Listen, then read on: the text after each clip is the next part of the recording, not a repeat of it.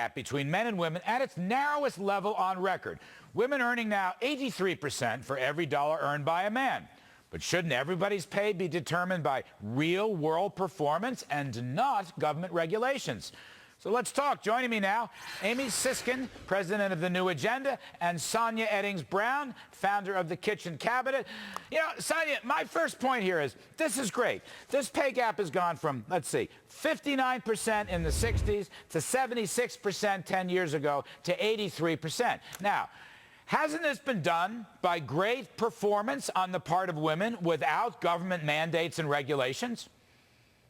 Yeah, I think that women are finding their way to the top, and we've only had the kind of opportunities that we've been looking for, you know, in the last 30 years. So I think that we're doing just fine, and I think you can see just by looking around the country this year, and the Kitchen Cabinet is supporting a lot of candidates that are outstanding, and you see so many women that are well prepared, that are professional, and that have a lot of wisdom to bring to Washington. So I think we're doing just fine, and the last thing we need is for the government to come in and start helping us anymore. See, that's the thing, Amy, that I don't get. I mean, look, I'm for equal opportunity. That women already have. God bless them. They're doing great. They're taking over the world. I know that. I'm house trained, okay?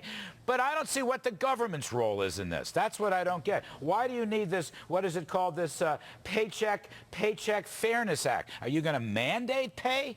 Well, I think there's three simultaneous issues. One is that it's morally imperative that a woman and a man doing the same job should get the same pay, but that's, in the scheme of things, a minor issue. The bigger issue is the corporate culture in our organizations, and the percentage of women in senior management is actually not increasing. It's actually been flat and moving down in Fortune 500 management from 17% to 15%. And we've heard the phrase glass ceiling. One of my colleagues uses the phrase corporate asbestos. It's embedded in our cultures, and it's a problem. And there's not the structure to promote women. So I have a fix for you that's a free market fix. A free market fix, good. We need to get every board of directors to accept that 3 out of 12 seats will be board seats for women. Well, that's not free market. That's a government mandate. That's not government. That's a government mandate. It's good business. Sonia, come in here. I just heard a government mandate.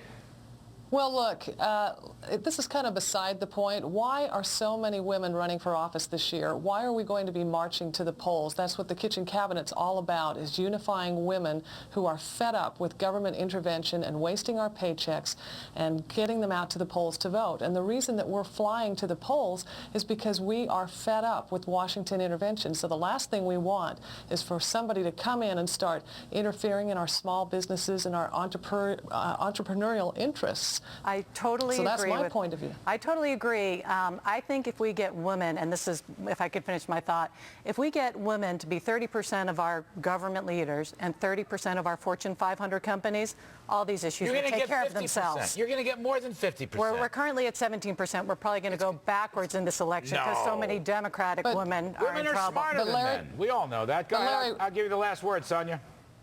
Well, what's beside the point here is that our unemployment figures are so high that there are women and men out there that would grab at a job that's paying 83 cents on the dollar. And that's our larger problem, and that's because we've been given a bottle of water when there's a tsunami coming by the Obama administration. So I say let women find their own way. We're doing just great this year, and the Kitchen Cabinet's going to be leading the way, and I hope that you'll join me, too, in it. All right, we're going to leave it there.